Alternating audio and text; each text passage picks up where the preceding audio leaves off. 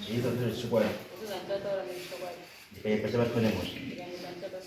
Mara ni basiro. I'm sorry, Chairman. Yes. There are no ones to make them now. Now we are doing the town of Deputy. But another one for 2015. The Gatanga for Wara. Ndatanga kurwara kudaro zvakangotanga padoko nepadoko muviri uchiwedzera kusvika kuita zvekudonha chaizvo taingodonha zvisina nguva zvisina kuti ndadonhedzwa nei ndaingodonha saka takazotanga kufamba takaendeswa kumba tikatanga kufamba nehama dzangu saka pane dzimwewo mhimbo dzakambotanga dzibatwa dzigadziriso saka taapanhau yekupedzisera tiri pakufamba kuti tichagondi yaida kugadziriswa sei pakabva tasvika pamuprofita unotaura kuti nauya mauya panapa iripo hayo asi haisiriyo iri kunetsa yekushungurudza mwana wekuti atadzogara zvakanaka pamako anonongedzera inini nasekuru apo akati iwewe neuyu muri ani naye tikati tiri sekuru wezukuru anoti sekuru ava kumusha kwavo kune munhu wakauyako wekumozambiki akashandako akandi tichakubhadhara nemukadzi asi akazofira musha mavo asina kumupa mukadzi uya saka sekuru vakambotanga vachiramba asi vakazopedzisira vakuzvima vakatotsanangura vakati munhu wakauya uyo ainzi mubi zita rake vakati takambomuvakira chimba vakati tikamupa umwe mukadzi ainzi mubisika here saka ndizvo zvaita kuti ndiuye pano changamiro kuti kwese kwandingofamba kwekungodzimwe yavo murume uyo ungoripopawo saka uyu auya kunodii matiza ndiye sekuru vari kunzi ndiane nyaya ndiane munhu akauraya munhu vakadyiwo vakaisa pane inini which means vakaisa pauri means ndio wakauraya iwo pakutsanangurwa kwazvo zvinonzi ivo ava ndo vakaisa madiri saka vamwe ndokuti vakauraya kwacho izwai ndatika kuti munhu akwanise kutora mweya achiisa pauri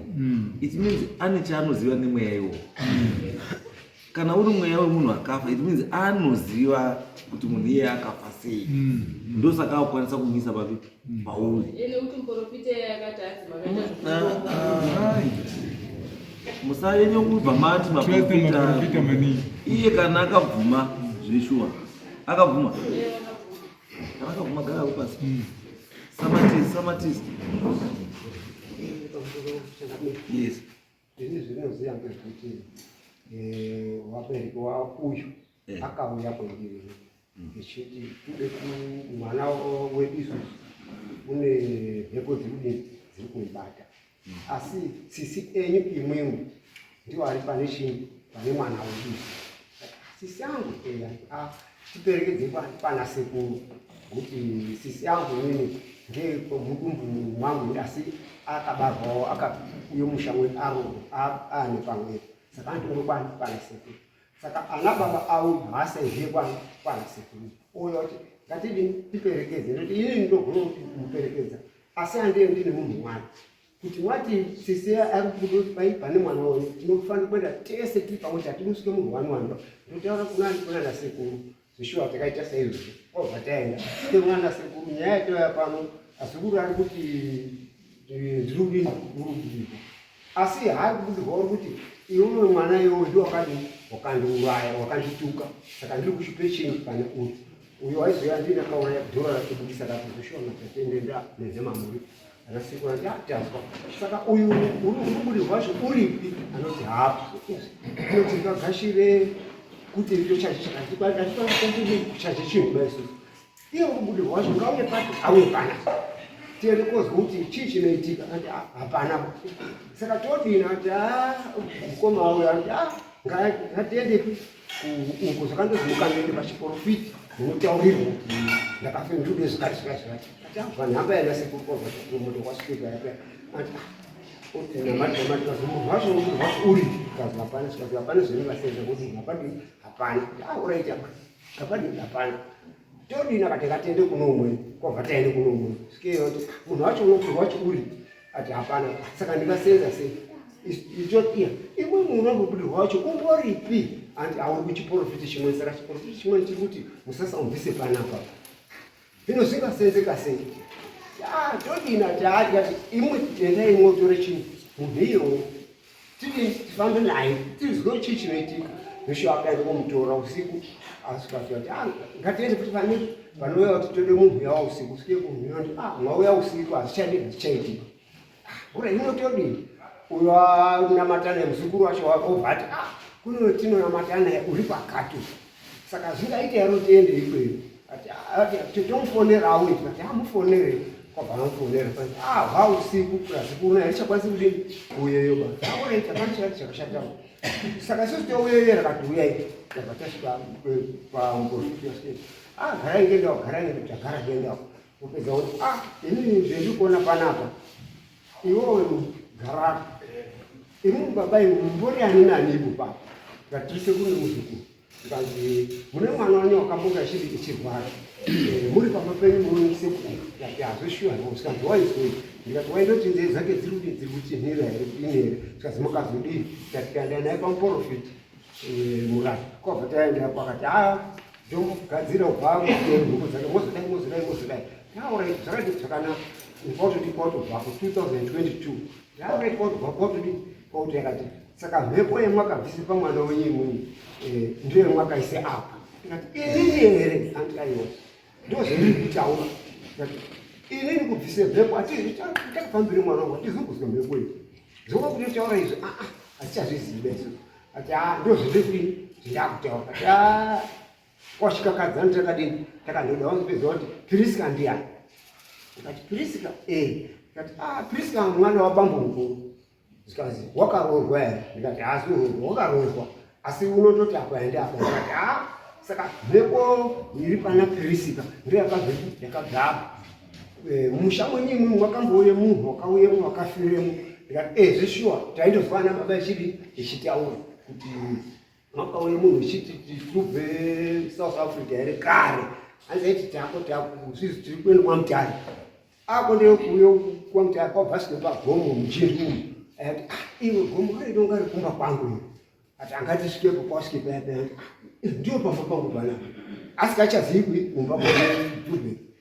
ndo pamba pangu panapa kwauchitogara neshamwari yaweya shamwari iya kwauchitogarawo mumusha muya kusvikira hazi yakadini yakandofoiri paini iri mushamba ikati yawafa saka zvose uyu uri kubuda achiti ndode chii ndode mukadzi saka imumu ndiyo munhu wakafayo ndiyo wakaise pana uyu inini here kuti zvakandoitwa ngaakuru wako apeno zviri muchiuno mwako mweyo ndiyo nyaya yacho iripo yacho ini zviritonoshandisa ndototi pamwe ude kutaure nyaya yakataurwa yakuti imuise kuru endai nani neaya akati tide kuripira mari akachajwa tikasi iwewe tiri muwanisa uyo wakazobudirwa uyu tirimo akati taura tizwa ati ndabudirwa undiwana handini mai namunhu kutaura mbuya ake hanzvadzi yangu iya uri kudai tikasi bhenji wakandituka akandituka ndode chini ndule mombe 4 nababa acho akandituka baba acho akandiroisa zvinde makumuri ndule mombe nganai 2 kuite 6 wazwa iri muzukuru akati hondazwa ndoziti tichachimboende kogadzira izvi petakaupendavanandosika iyo muzukuru unoziva here kuti mukundu wako vanengati mangasika ari kuende komangarire mune chemuna chenyu petakaita hozi imwimwe mune zomwaisapo tabvako ndakati azukuru mwaziva here zvotaura chimuprofiti muprofiti wangoehemao ngatidini ngatifambe tese timbonase kuzwa kuti zvimborise akati zvakatopera izvo zvakatopera ndikati musoro wangu uno wakatware dombo riri kundiremera ngatifambe tese tinase kuzwa akati zvakatopera naso ndozwa kuti zvazibuyai kwamambo kuti asa kunei hatizivi kuti kunei musikana unonga akazondoramba echimangara here ura ndikaindiri hanzvadzi yacho ite uripo unono ndakamubvunza kusaya pakadini timbonase kufamba tega isusu akati chingomire zvakati zvakandodaro saka ini rutofunga tichiti bhandi mangari kuda kucha kuti imwi muchokai azukuru enyu aende koripa kwakataura mbuya kuti ndiripei inini ndozvendiri kuziya chenizvi. Alright, so it means zvamataura musikana nezvekutaura baba zvakasiyana wezi baba wakutaura kuti pane munhu akabvuma mhosva iyoyo kumera apa ndizvo wamakatanga kaza kada uripa ndiani wakatanga uzingele kulipa ihanzvadzi yangu ndiye eda kulipa, ndiyede kulipa wepamai ndoti wepababa ndiye eda kulipwa. Ida kulipwa nani? na baba auyo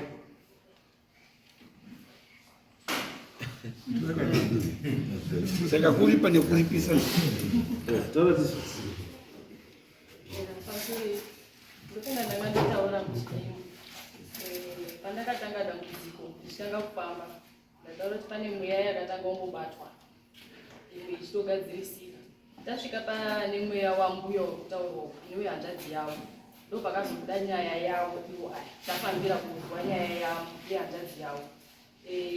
yababa vangu vari kuzi vada kuripa zveshuwa vakatotaurirana mheko ikatotaura ndinoda zvakati zvakati vakatotaurirana nenyaya iyoyo. Asi tiri pakufambira nyaya yambuya iyoyo ndo pakanzi nemuprofiti muri kufambira yenyaya iyi iripo zveshuwa asi haisiyomba iri kukonzeresa kuti mwana uyu atadzogara zvakanaka mumba make. Tiri kukonzeresa mweya wemunhu wemurume wakange wakaiswa futi pana mbuya angu aya ende vana vavo mbuya ana tete vanga vari vakatopupura kuti shuwa mai vangu vasingagari zvakanaka vainesana nemurume wavo nenyaya yemumba yemukati. Saka ivo vakatonzi kuti muchada kutoripawo nekuti munhu akasvika pakufa nemhepo iyoyo yamudiwa wari kutaura. saka iwe unenge uchizvizwipi iwe wakabuda taitozvizwa tiri navo sekuriva paiprofitwa zvinhu iwe wakabuda Maprofita akana maprofita mangani? takati tiri pamwe chete navo ine pachikwa changu Saka no. Saka profiti ngowenhema isusu normally zvatoita hatibhilivhi kuti chinhu chataurwa nemunhu wani ndichocho. Tinoti at least padaya about 3 kuti mubude nechokwadi chekuti anze irapa. Saka sei mamirira zvakaita izvi zvinoda kuti muende panzapo munoone tete chiriracho okubatsirai arikuya